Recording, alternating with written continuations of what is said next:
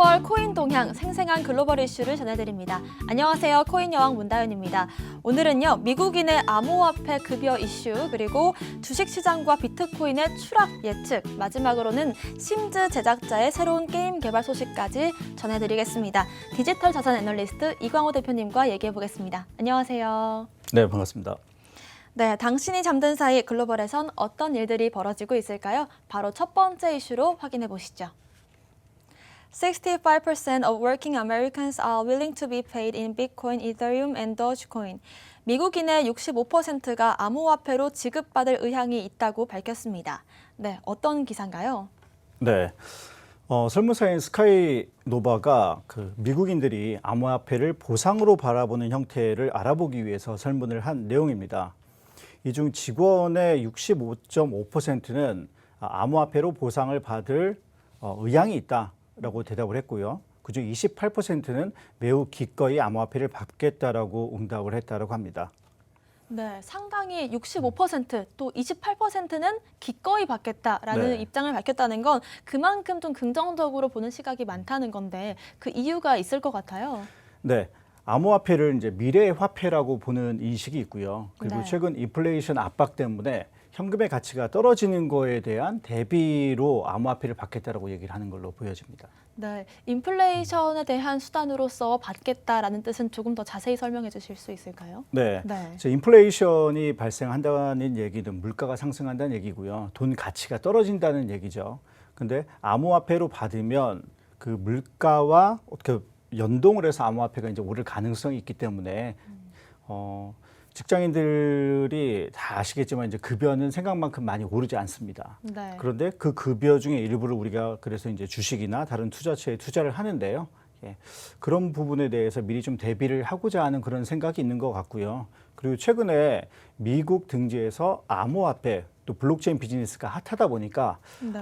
블록체인 그 비즈니스에 속하는 회사나 아니면 암호화폐로 보상을 주는 회사들이 상당히 이제 핫하다. 그쪽에 다니는 사람들이 상당히 트렌디하다라는 그런 인식이 있는 것 같아요. 네. 예, 그래서 일종의 좀 특혜로 바라보고 있는 그런 경향도 있는 것 같습니다. 네, 일단 월급을 받는 사람들 입장에서는 비트코인이나 도지코인, 또 이더리움으로 월급을 받고 싶을 수 있겠다라고 이해가 되는데 그러면 급여를 주는 사람 입장에서 고용자들의 입장은 좀 어떨까요? 네, 이번 설문에서 관리자도 한 200명 정도 포함이 됐는데요. 네. 예, 그중에 77% 이상이 암호화폐로 급여를 줄 용의가 있다라고 대답을 했다고 합니다. 77%면 급여를 받는 사람보다 주는 사람이 좀 더 긍정적인 답변을 한 거네요? 네, 급여를 네. 주는 사람 입장에서도 자기 회사에 우수 인력들이 오기를 바라겠죠. 네. 그리고 이게 재밌는 거는 이 응답자의 3분의 1이 자신들은 암호화폐로 급여를 주는 회사로 옮길 의향이 있다라고 응답을 했고요. 반면 현 고용주가 암호화폐로 급여를 주면 그중에 약 50%가 그러면은 잡서층을 그만두겠다 이렇게 또 얘기를 했다고 합니다. 그만큼 좀 원하고 있는 모습입니다. 그런데 사실 이게 우리나라에서도 몇 년 전에 비트코인이나 암호화폐로 월급을 주겠다라고 했는데 선택할 수 있게 선택지를 줬다가 나는 그때 비트코인을 선택했어야 됐는데라고 후회하는 사람들을 봤습니다. 우리나라에서도 좀 이런 모습을 기대해 볼 수 있지 않을까 싶기도 한데요. 네, 아직까지는 네. 그 암호화폐가 자산으로 인식이 되는 화폐로 인식이 되는 게 우리나라는 좀 늦습니다. 네. 그래서 이게 근로기준법을 보시면 43조에 급여는 통화로 지불이 돼야 되는데 그 통화라는 것은 한국은행에서 발행한 화폐를 얘기를 하고 있습니다. 그래서 이 부분은 법적인 검토가 좀 더 필요할 거라고 생각이 됩니다. 네, 그러면은 법적인 검토 외에 만약에 암호화폐로 지급을 받았을 때 좀 주의해야 할 사항들이 있을까요? 네, 네. 암호화폐는 당연히 가격 변동성이 심하기 때문에 그래서 암호화폐 내에 이제 스테이블 코인이라는 게 있잖아요. 그래서 무조건 어떤 암호화폐를 받는다기보다는 스테이블 코인으로 일부 변동을 해서 그 리스크를 상쇄하는 그런 부분도 필요하고요. 특히나 이러한 설문 결과를 반영하듯이 이제 최근에 코인베이스가 네. 월급 계좌를 코인베이스 내 계정으로 만들 수 있다. 조만간 몇 주 내에 그런 시스템을 오픈하겠다라고 얘기를 했고요. 그리고 비자, 코인베이스 카드가 네. 4% 최대 4% 그 리워드를 제공을 하는데 이제는 코인베이스 카드를 쓰는 암호화폐로 코인베이스 카드를 쓰는 사람뿐만 아니라 현금으로 쓰는 사람들에게도 리워드를 제공하겠다라고 밝혔습니다. 네, 코인베이스나 비자 같은 큰 기업들에서 이렇게 월급에 대한 오픈 가능성을 염두에 두고 있는 것 같습니다. 또 이 기사에서 살펴보면 좋을 만한 내용들이 있을까요? 네, 이 기사에서 인플레이션의 압박에 대해서 여러분들이 계속해서 보셔야 돼요. 예, 네. 그래서 이제 다음 기사는 그 인플레이션에 대비하는 부분에 네. 대해서 좀 다뤄보도록 하겠습니다. 네, 그럼 바로 두 번째 기사로 넘어가 보겠습니다. 네. Rich Dad Poor Dad's Robert Kiyosaki predicts giant stock market crash in October, says Bitcoin may crash too. 로버트 기요사키가 10월에 거대한 주식시장 붕괴, 또 비트코인도 추락할 것이다 이렇게 예측을 했습니다. 이게 인플레이션과 이어진다는 내용이시죠? 네. 네. 먼저 뭐 부자 아빠, 가난한 아빠에 대해서 잠깐 살펴보면 네. 옛날에 부동산으로 상업용 부동산에 투자를 해야 된다라는 걸로 상당히 유명한 분이죠. 로버트 기요사키. 1997년에 이 쓰여진 책으로 6년 넘게 베스트셀러였고요. 3,200만 부 이상이 판매가 되었다고 합니다. 그래서 처음에는 부동산 쪽에 좀 힘을 주던 로버트 기요사키가 어느 순간에 주식, 금은 뭐 이런 쪽으로도 본인의 주장을 펼치기 시작했는데요. 이 로버트 기요사키가 최근에 조만간 10월에 거대한 주식시장 붕괴가 있을 것이다라고 언급을 했고요. 이때 주식시장이 붕괴됐을 때 가치 있는 주식을 어떻게 보면은 구매하기 위해서 현금 보유 비중을 늘려야 된다라고 얘기를 하고 있습니다. 10월에 대한 예측을 정확히 했는데 또 그 전에 예측한 것들을 들어보면 우리가 이 예측이 얼마나 맞을 것인지를 알 수가 있잖아요. 네. 또 다른 발언들이 한 게 있을까요? 네, 6월부터 시장 폭락을 줄기차게 이제 주장을 해왔습니다. 네. 이제 거품이 커지고 있으며 역사적으로 가장 큰 붕괴가 올 것이다라고 계속해서 얘기를 했고요.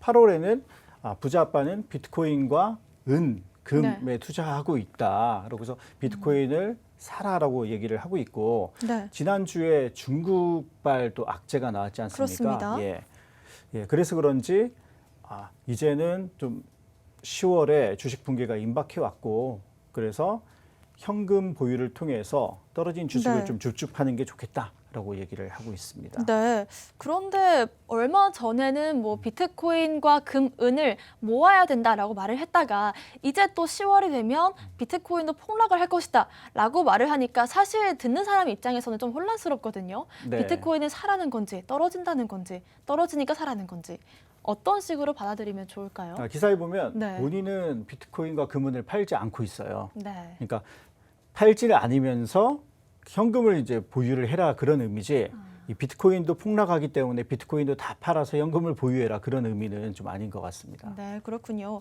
네. 그래서 뭐 한간에는 부자 작가, 가난한 독자 뭐 이런 얘기도 있는데 이렇게 좀 유명인들이 계속해서 발언을 하고 있잖아요. 예를 들면 뭐 JP모건에서 또 이제 조만간 시장 붕괴가 올 것이다, 비트코인 떨어질 것이다 이렇게 말을 하기도 하고 좀 유명한 사람들이 말을 하면 우리가 귀가 좀 가는 것 같아요. 이런 얘기를 들을 때 어떤 자세로 좀 들으면 좋을까요? 네. 유명인들이 어떤 사안에 대해서 이제 발언한 것은 시장의 트렌드를 읽는 데 상당히 중요하다라고 볼 수가 있어요. 제가 로버트 기요사키가 가끔 이제 그 이메일 같은 걸로 퍼블리싱을 하는 걸 받아보고 있는데요.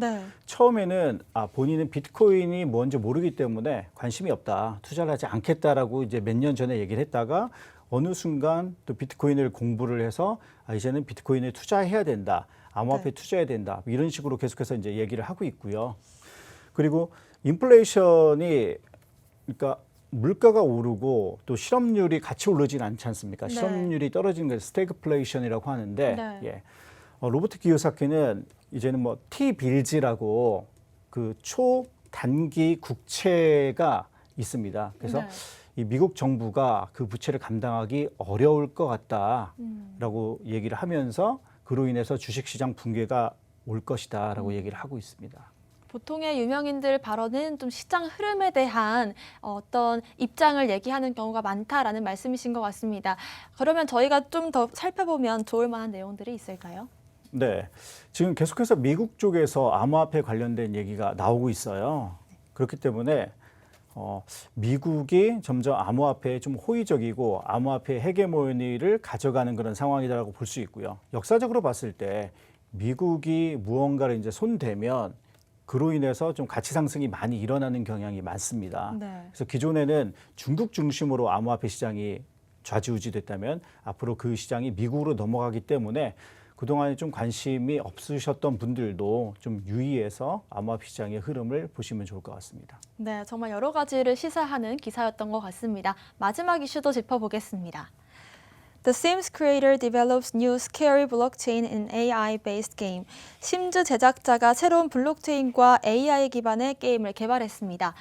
심즈 많은 분들께서 관심 가지실 것 같은데요. 네. 심즈는 그 PC 게임 중에 1,600만 장이 팔린 최대로 많이 팔린 게임으로 어떤 캐릭터가 성장을 하는 그런 게임이다라고 볼 수가 있어요. 그러니까 캐릭터가 주변에 있는 사람들과 이제 관계를 형성하고 그 안에서 일상적인 생활을 하는 그런 게임인데 예전에 제가 이제 학교 다닐 때 심시티라고 나만의 도시를 만드는 그런 게임을 했거든요. 그런 것들을 이제 만든 게임 제작자 윌 라이트라는 사람이 이번에 AI 블록체인 기반 게임인 프록시를 만든다는 기사입니다. 네, 일상생활을 할 수 있고 사람들과 관계를 맺는 게임이다. 이렇게 이해를 하면 될까요? 심즈가 이제 그런 게임이고요. 이번에 나온 게임은 개인의 기억을 인출해서 그것들을 가지고서 내 내면을 바라볼 수 있다는 약간 이제 심오한 그런 게임인데요. 한층 더 뭔가 업그레이드 된 느낌인데 좀 더 자세히 말씀해 주신다면요. 네, 이 프락시라는 게임은 커뮤니티에서 만든 수천 개의 디지털 메모리 부속을 사용해서 자신의 기억을 형상화시키는 게임이다라고 볼 수가 있습니다. 독자분들 중에 이제 시청자분들 중에 디오라마라는 용어를 아시는 분들도 계실 텐데요. 디오라마는 원래는 19세기 이동식 그 극장 장치를 의미했다가 최근에는 어떤 축소 모형 같은 거를 얘기를 하거든요. 그래서 주로 이제 역사적 사건이나 도시 경관, 자연 풍경을 축소 모형으로 만들어서 그것을 교육용이나 오락용으로 쓰는 그런 것을 디오라마라고 얘기를 해요. 근데 프락시는 디지털 디오라마를 구현을 하는 것을 목적으로 하고 있고요. 예를 들면 6개의 카테고리로 자신의 기억을 이렇게 정의를 한다고 합니다. 예를 들면 제가 이제 이 자리에 있죠. 타임, 그리고 이제 장소, 플레이스, 그리고 제가 다현 씨를 만나고 있지 않습니까? 그래서 people, 그리고 어떤 상황. 이런 방송이라는 거를 하는 이제 액티비티, 이 주변에 있는 사물들, 이때 느꼈던 감정, 이 6가지 범주를 통해서 자신의 기억을 형상화시키고 관련된 기억들을 이렇게 묶어서 어떤 길을, 로드를 이렇게 만들어요. 그래서 요 게임을 하다 보면 자기가 이런 기억을 배치하는 방법을 통해서 자기 자신에 대해서 좀 이해를 하고 그 남한테도 이러한 것들이 이제 공유하는 그런 약간 심오한 심리적인 특성이 가미된 게임이다라고 보면 될 것 같습니다. 사실 디오라마라는 단어가 좀 생소하기도 하고 어려웠는데 쉽게 설명을 해주신 것 같습니다. 그런데 이 또 자신의 기억을 기반으로 시티를 구축해서 남한테 공유를 한다. 이 부분이 좀 포인트인 것 같아요. 다른 사람과 공유를 할 수 있다고 해요. 최근에 이제 메타버스가 상당히 대유행이잖아요. 그래서 메타버스가 어떤 예술 작품으로 그냥 만들어서 NFT로 이제 파는 경우도 있지만 최근에 엑시 인피니티가 상당히 핫한 이유는 그 안에서 활동하는 어떤 캐릭터나 그런 물건 자체, 땅을 사고 팔 수 있다라고 볼 수 있는 건데요. 대부분 요즘 뭐 돈이 된다고 하는 것은 광고와 직접적인 연계가 되어 있는데 광고 회사가 가장 보고자 하는 것은 그 개인에 대한 어떤 선호를 보고자 합니다. 그런데 이 게임에서는 그 개인이 본인이 가지고 있는 기억들을 형상화한 거기 때문에 그런 광고 회사나 기업의 입장에서 그런 것들을 상당히 가치 있는 자산으로 볼 수가 있어요. 그래서 이런 부분이 어필하는 것이 상당히 크다라고 볼 수가 있습니다. 엑시 인피니티랑 좀 비교를 해주셨는데 엑시 인피니티 내에서도 이제 캐릭터들을 교배시키면서 그거를 이제 다른 사람에게 판매하는 식으로 수익을 내기도 하잖아요. 이것도 그러면 여기 있는 캐릭터들, 뭐 상황, 장소들을 판매할 수 있는 시스템인가요? 네, 맞습니다. 프록시가 포르테라는 플랫폼이 있습니다. 그래서 포르테 마켓플레이스에서 자신이 만든 그런 컨텐츠들을 사고 팔 수가 있고요. 그리고 또 심지어 이제 관리도 할 수 있습니다. 네. NFT로 이해를 하면 되겠죠? 네, 예. 이 안에 있는 네. 것들은 다 NFT로 변환해서 팔 수가 있게 되는 거죠. 아무래도 심즈가 워낙에 아까도 말씀하셨지만 뭐 1,600만 장이라고 하셨을까요? 굉장히 많은 사용자 유저 풀을 갖고 있다 보니까 인기가 어마어마할 것 같은데 어떻게 생각하시나요?